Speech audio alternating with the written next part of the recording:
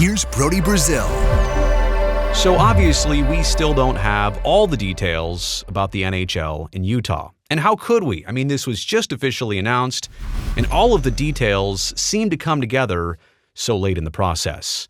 But now, as the days pass and the dust settles just a little bit, I think we're starting to see a little more clearly about the future of this hockey franchise in Salt Lake City. And that's going to be the purpose of this video, to kind of run through some big picture topics and my perspective on them for the future of the NHL in Utah. But to begin, we actually need to go back in reverse here and talk about the end of the Coyotes for now, so to speak. And this is such an interesting puzzle piece. I'm talking about what the Coyotes were as a hockey team, as a business, under a very specific time crunch, their background, their situation, a unique puzzle piece in that it just wouldn't fit a lot of places like on your puzzle. It was uniquely shaped. It had so many elements that made it hard to fit in a lot of different spots. And from the league's perspective, the NHL and obviously their commissioner, Gary Bettman, when they decided that Arizona was no longer for them for now, they needed to find a different market with an experienced ownership group, like a new ownership group, but one that had experience in professional sports before. I don't think the league really wanted to trust moving a franchise like this and the timing of this to somebody or a group of people who have never done this before. But with Ryan and Ashley Smith, I know it hasn't been a long time, but they've owned the Jazz for a couple years. They're very familiar with their market, so at least there was some comfort in that the NHL could go somewhere where hockey's new, but the people aren't new to professional sports. The NHL also needed geography to work out in their favor, and it absolutely did. I mean, think about moving the Coyotes, and what if you had to put them somewhere east of the Mississippi, let's say? Let's hypothesize that was the only reasonable option, was to move them in the central or eastern time zone. I mean, that just would have been so bad for the divisional alignment of the NHL. You didn't want to have that oddball piece for a couple years before you expanded and then realigned again. It was going to be a super headache if that was part of the process. Turns out, the team is basically going straight due north. And so there's no need of changing the divisions or anything like that.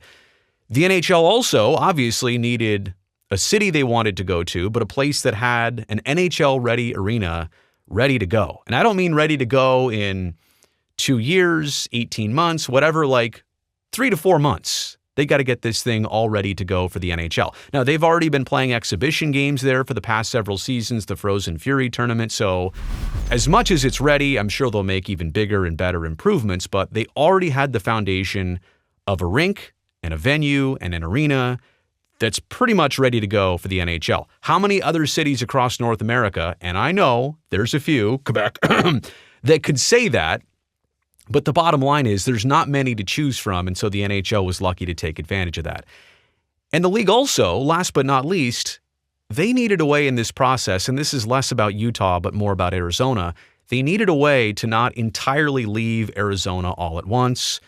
So with the Murillo Group, there's a 5-year window. They can activate the franchise in 5 years or fewer, so long as a building starts to come out of the ground, as the commissioner said, somewhere in the valley. So again, a unique situation, a very interesting puzzle piece. This is going to be one of the shortest summers ever for that brand new Utah hockey franchise. They have so many things to figure out. Okay, let's also look back a little bit before we look forward a little bit. How did this team really get from Arizona to Utah? Why Utah? Why now? What's really the timing behind all of this? And as I start to take another look back, the dates become a lot more clear. It was February 27th of this year, Senate Bill 272 passed in Utah. What was that all about? Passing $900 million of public funding to an indoor NBA and NHL arena in downtown Salt Lake City. Now, this could have gone to a new venue, the construction of that, or to the improvements and upgrades to Delta Center, which in fact, that's where it's going to go, to Delta Center renovations. But that's late February, one of the last days of February, that passes. $900 million. Wouldn't you know it? And the commissioner admitted this date, March 6th, that was the first time Gary Bettman and his NHL colleagues flew down to Arizona to meet with Coyotes ownership about the prospect of moving on and selling the team to the league. I mean, that's literally a week after $900 million was approved. And so we talk about the time crunch and the rush of this process and how quickly it had to come together.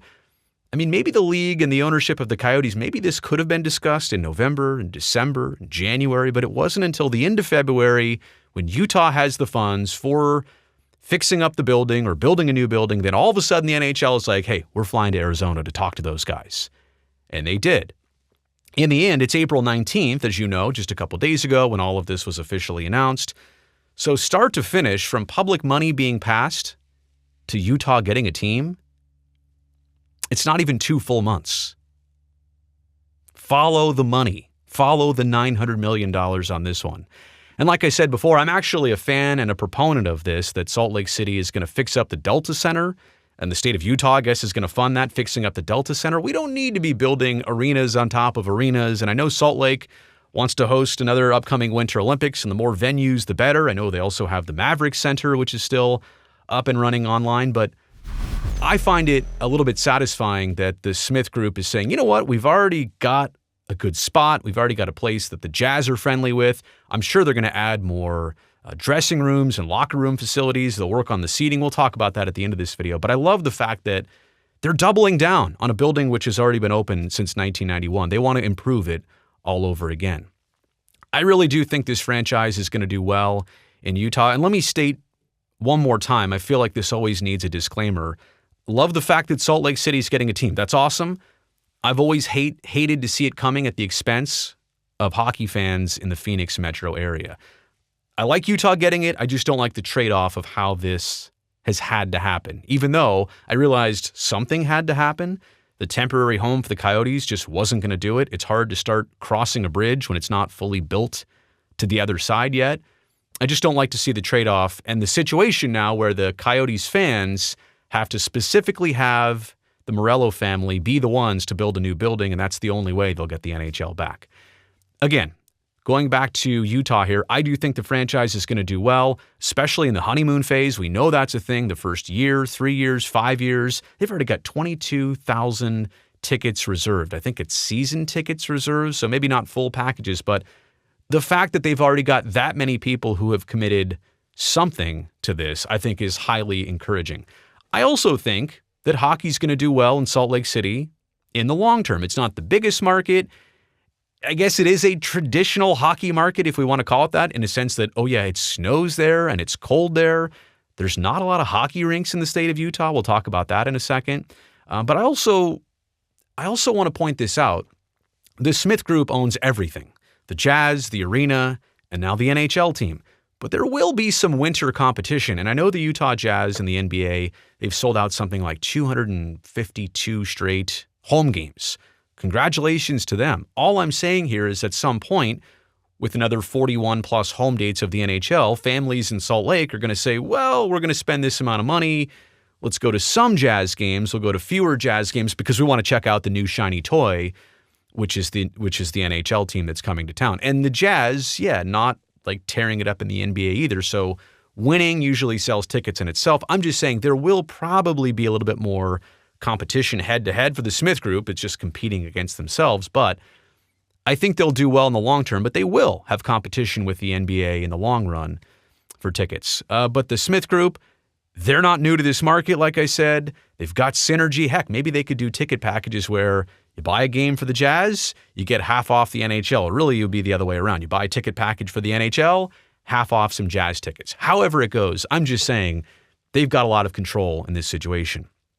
I mentioned before that there's not a lot of sheets of ice in the state of Utah. If we're going to call it a traditional hockey market, the entire Beehive state, you like that inside knowledge? The entire state of Utah has only 16 sheets of ice. That's not a lot. And they only had 2 total sheets of ice back in the 1970s, according to NHL.com. We also know that there is a little bit more than 4,000 registered amateur hockey players in the state of Utah last year in 2023. We heard the number was 5,000 in the press conference. I don't know if they were just rounding up, but USA Hockey tells us there are 4,041 registered amateur hockey players in Utah as of 2023. How does that compare to other Western states and some that do and don't? Well, I guess no, these all do have NHL teams. Seattle, Washington, the state of Washington, 11,400 registered hockey players. In Nevada, which is I guess, similar climate, dry, desert, doesn't snow everywhere, 5,300 registered hockey players. Colorado, 15,000 plus. And even in California, which is a lot of non-traditional hockey markets from San Jose to Los Angeles to Anaheim, 28,000. The population is what it is too. But my point in all of this is that what this hockey team can do to benefit the sport of hockey in the state of Utah is to grow the game. And that absolutely will happen. You get the pro team there, you get more people interested in it. I mean, I am absolute proof of that. If it weren't for the San Jose Sharks starting in the NHL in 1991, I didn't get to see their first 2 years, but I did get to see their first year in San Jose in 1993. And ever since then, what are we? A lot of years later, I don't want to do the math, but a lot of years later, I've been hooked. So I'm like I said, a perfect example. This team's going to come to Salt Lake City, and some young, impressionable people there are going to grow up with hockey because now they have this team, and now they're hockey fans and more hockey players and more hockey coaches. I know absolutely how this goes and grows. In terms of a name, which I know we've talked about a lot, and this market is really focused on, what are they going to be called? It's every news story, it's every headline. Teams really don't get to do this twice. Do not rush trying to figure out a name. And I don't even care if you don't have a name for your first season. I really couldn't care less about that. It's not the biggest deal, I promise you. You don't want to come out with something that was a flop. You also don't want to come out with something that's just about half there. You need to sound like a big market. And when I hear the Fury or the Phantoms, you don't want to copy something that's any minor league team in any sport anywhere. You're trying to make this unique for Salt Lake City and specific to Salt Lake City, but I think you want to make this feel big. Utah Yeti? Yeah, probably. And I've already said the Utah Blizzard. I know that was thrown out there too. You have the Blizzard in Utah and the Avalanche in Denver. And I get it. There's Kings and Golden Knights too. And there's geographic proximity there too. But try and go bigger and better and beyond what the expectations are with the name. But don't rush it, because with a name, right, it's not just the name.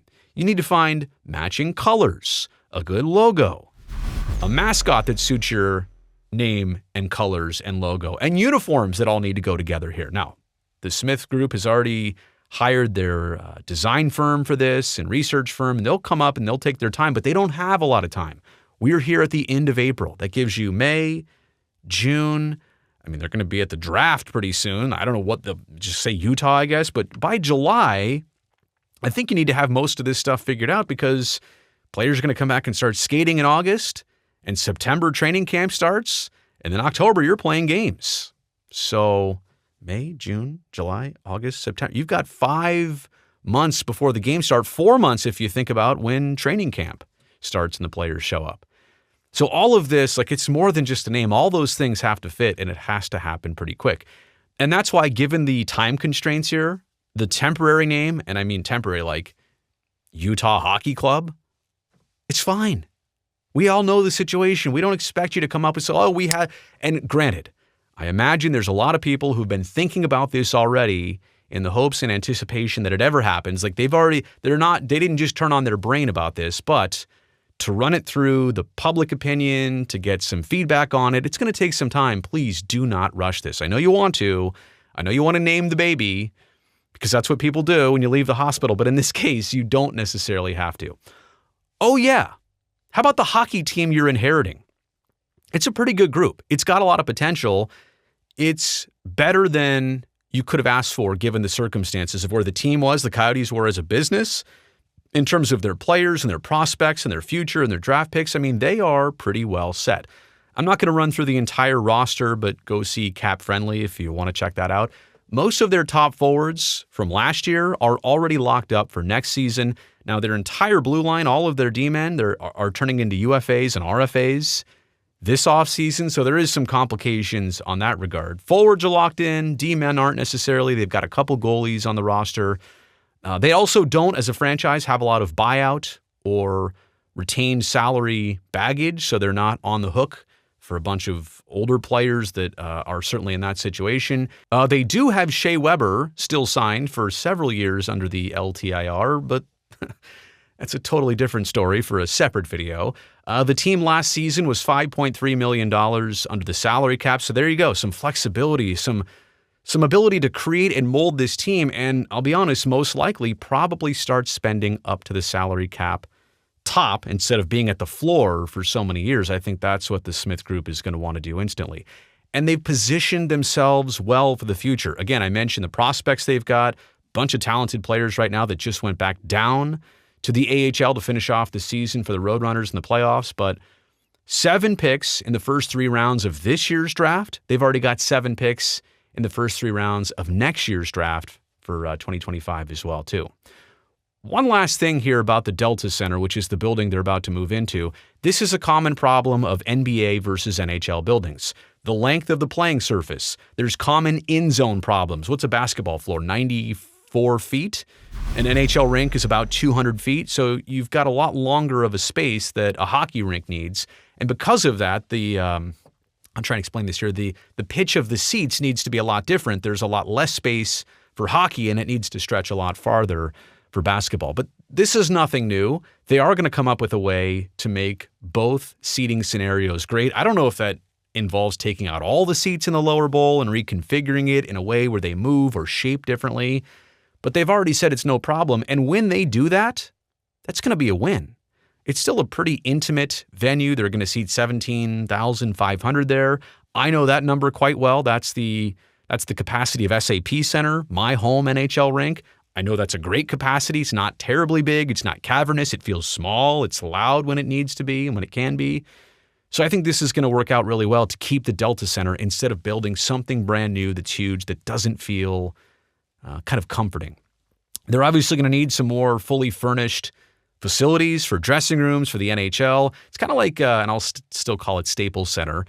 I mean, when they still do, but they're about to lose the Clippers, Lakers, and Kings all playing there. I mean, you really need like 5 or 6, and I think they had like 8 or 9 fully built out locker room facilities for all the different teams and when they overlap. So obviously that'll have to get taken care of for Delta Center. It's really mainly only had the Jazz and never had the 2-team thing going on there. Probably with the $900 million, I'm assuming they'll do some external upgrades as well, some more amenities for the venue. Why not fix it up? If you're going to touch up the lower bowl and make that work, why not give the outside a facelift too? But again, good enough for right now. The NHL was so lucky that something like this actually existed. So that's what it's going to look like, the NHL in Utah. It starts, next season. Long live the Desert Dogs. I hope to see them back in the league sooner than later. I really hope that all works out. But in the same breath, I'm also excited for what might happen in Utah, how this plays out. I hope someday soon, both markets, Utah and Arizona, what a cool rivalry that would be. And how happy would fans in Phoenix be just to have that rivalry and have their team back. You made it here to the end of the video. You know I appreciate that. Thumbs up down below. That'll help me and this video and this channel. And by the way, if you've never seen me before, I'm happy about that, actually. You found the channel, which is great. But go down, hit that subscribe button. Make sure I definitely see you back here next time.